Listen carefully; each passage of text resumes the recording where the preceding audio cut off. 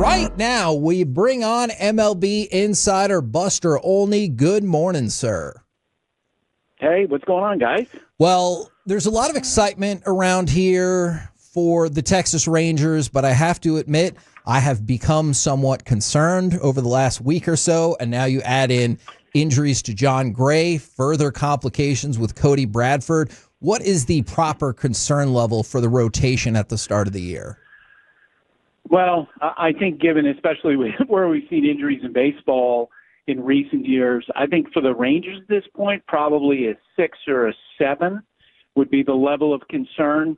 If all things go right with the guys that they have, they'll be fine, I think, in the end. But, Jacob deGrom's injury history is his injury history, and Nathan Eovaldi's injury history is what it is. And you just hope that they're able to hold together. Now, I would say this. I think from the Rangers' perspective, playing in the American League West, the bar is not as high as it's been in the past.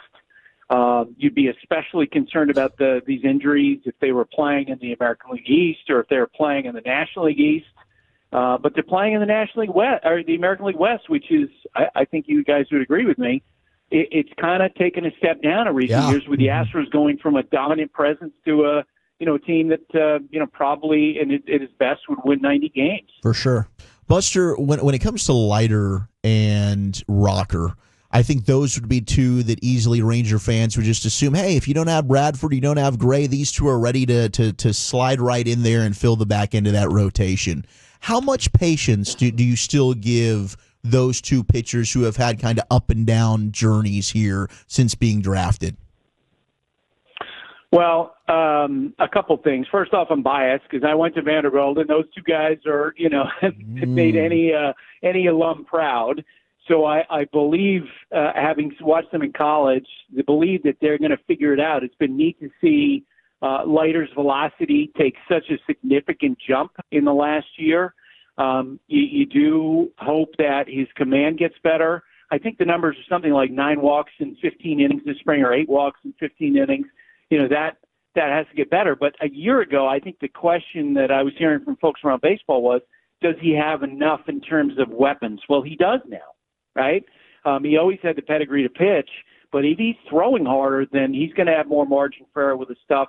You just hope that he learns to command it better as time goes on. And those are two pretty damn good options. You're not talking about guys who are low-ceiling, journeyman, bouncing around type guys. You're talking about guys that, if they're right, they could become weapons. Now, the big news that's going to be happening, I want to say tomorrow in the morning, is the Tokyo series. We've talked a lot about some of the buzz that this has picked up. Do you feel a lot of buzz going into this Tokyo series? And then we can dive into the Mookie Betts illness. Yeah, no question about it. Look, there's a lot of debate among baseball fans about, are the Dodgers the new evil empire? The fact is that they're a team that everyone's going to pay attention to. There might be complaining about where they've taken their payroll, and in the end, at the end of the year, because of this amazing traveling circus they put together of great stars, they're going to lead the majors in road attendance. And so, yeah, there is buzz for this game tomorrow. To play a traditional franchise like the Chicago Cubs, I think there's going to be a lot of response to that. It's kind of a fun bar, conversation now about, who has the best chance of beating the Dodgers, because there's no question on paper, they look like they're the team to beat. They could become the first team since those 98 to 2000 Yankees, to win back-to-back World Series, and it's going to take a lot for somebody to unseat them. So I think everyone will be paying attention when that game starts tomorrow. Do you think there's anywhere in all of Tokyo or maybe Japan that Shohei Ohtani could just go walk around without being mobbed by people? Chance. No chance. First off, if you guys have been up close to him, he's so big. I mean, right from the get-go, he just stands out at 6'5", 6'6", and 230 pounds. But he's just bigger than life there. He's bigger than life here in some ways. There's a real conversation, I think, to be had about whether or not he's the greatest baseball player ever. I think he is. When you're talking about somebody doing all of that, being that dominant as a hitter and then to be that good as a pitcher all at once, it's crazy. So, he's getting the sort of attention that, over there, the way Michael Jordan did over here back when he was in his heyday. And I know the anticipation level is still high, but got to be some disappointment with Mookie Betts missing the series with an illness. And do you know anything more about that? Because when I heard he lost 15 pounds, that feels pretty shocking. Yeah. And look, I mean, I don't know if you guys saw the video of him walking off the field yesterday after going through a truncated workout. I mean, he looked terrible. He just looked really sickly, and those 15 pounds really showed. I don't know exactly what the nature of the illness is. What Dave Roberts told reporters is that he had this bug when he got on the plane going to Tokyo, which I'm sure to some degree might have the Dodgers, sort of crossing their fingers and hoping that it's not what's referred to in baseball as a clubhouse crud being passed around among other players. But it does say a lot about, how significant this is that, in advance of the start of game one of the season, they're telling us Mookie Betts is not going to be available for this entire series. So he's hurting. Buster Olney with us here on 105.3 The Fan. Now, Buster, when it comes to, you mentioned the evil empire that are the Dodgers, the salary cap in Major League Baseball has been floated out there. Do you envision a salary cap actually being put in place in Major League Baseball? So for the first time since I started covering baseball, the answer is yes. Because for years, the Players Association their response to that has always been, we will never agree to a salary cap or any kind of restriction on salaries as a point of principle. I will tell you that I think there's more sentiment among the rank and file players to at least discuss the idea of more money for more players, which, if the salary cap system, the way MLB is going to sell it to the players is, look, you get a bigger share of the pie, more money for more players, and on top of that, more competitive balance. I think the Dodgers, it's not only fans, I think, who are upset about, the fact that the Dodgers are so loaded. There are some players now even, and I can't use the player's name, but I heard a story about a longtime big leaguer. Once he heard the news about Roki Sasaki picking the Dodgers, the player's response was he was golfing with a mutual friend, and his response was, "What's the point?"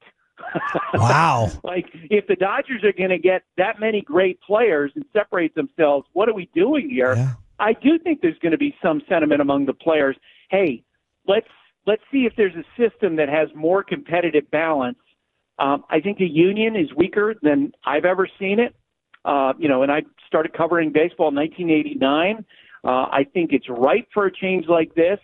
And I think there are enough small market owners that are going to use the Dodgers. We're already seeing it with it, like the owner of the Rockies the other day, basically coming out and using the Dodgers as an example of why a salary cap is needed. Wow. So you mentioned Roki Sasaki. For people who haven't had a chance to see any of him in spring training, what should they expect when he takes the hill on Wednesday morning? Arguably the best pitch in baseball, okay? I can't remember who it was. I had a conversation. Oh, no, Tim Kirchin, who you guys know well. Yeah. He works with us. He used to cover the Rangers back in the day. Mm-hmm. And I asked him, okay, Tim, what's your view of what the best pitch in baseball history is? And he said, Nolan Ryan's fastball. But in that conversation is Roki Sasaki's split-fingered fastball. People just marvel at this thing, which drops so quickly and is thrown so hard that, there's already a conversation, I know, among people who know pitching about whether or not right now that's the best pitch in baseball. And the guy hasn't thrown a pitch in the major leagues. That's how good he is. 23 years old, absolutely dominant stuff.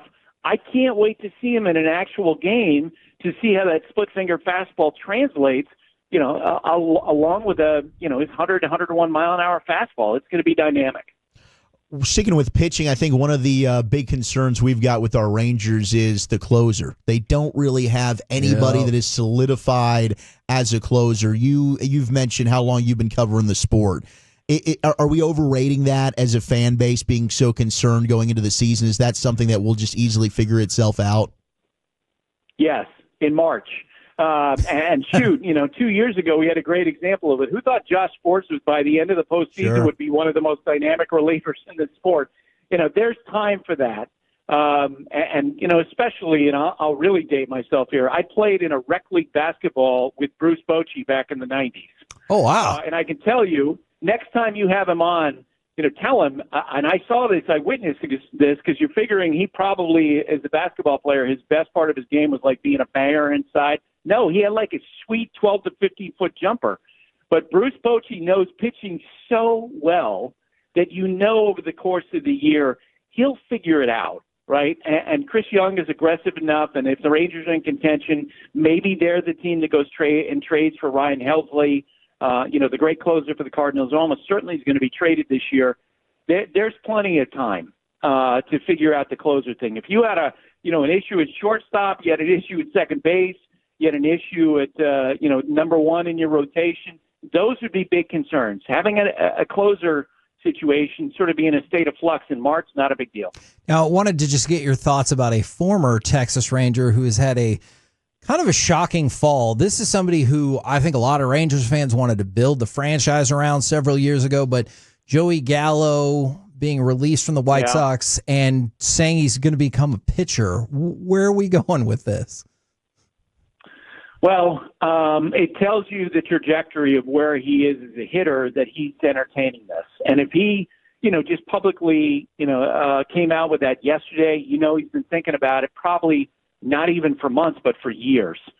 You hope that it works out. He's a great athlete. The best, most important factor of being a pitcher is being able to repeat your delivery. You can't do that unless you're a great athlete. So you hope that it works out. But I'm sure that there'd be people skeptical that he can make that sort of transition. If he's willing to put in the work, shoot, we've seen guys like Rick Ankiel make a similar transition, and hopefully it does that for Joey. And appreciate all of the insight that you've brought us. Believe it or not, we're about to start the season tomorrow morning. Then there'll be a little bit of a break, and then the rest of the season will go. Thank you very much for the time and info, good sir. All right. Thanks for having me, guys.